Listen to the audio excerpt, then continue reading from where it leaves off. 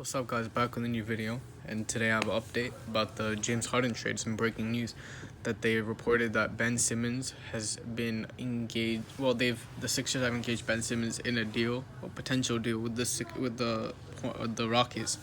They haven't really officially established a real deal yet, but they're in discussions where the Sixers have officially allowed the Rockets to put him in a trade package. So there's been packages discussed as far as we know so far.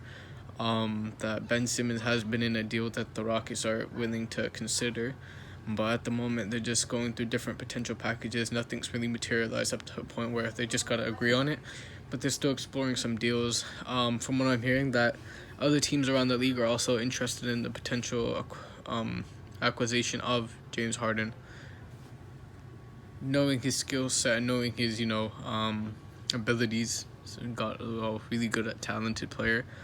Arguably one of the best scorers of all time. But basically, it's just for arguably one of the greatest scorers of all time. It's gonna cost you a lot, and for the Sixers, it's gonna cost them Ben Simmons. Me personally, I'd rather have Embiid in the trade, but if they really want to get James Harden, it's gonna have to be Ben Simmons, honestly. But the only way I trade Ben Simmons is if I can unload one of the bad contracts on the roster. Like, if you could maybe get rid of Tobias Harris, he's a really good player, but if you couldn't get him for equal value, for example, maybe they could throw in a Christian Wood if it's possible from the Rockets, or another player that could kind of balance it out. But I don't really see that happening. So honestly, I can only see the deal centered on Ben Simmons and an expiring contract for James Harden, and with the Sixers sending maybe a pick, 2-3 picks or something. That's what I can realistically see, unless some other dark horse team comes along for a trade. Some to look at is the Miami Heat.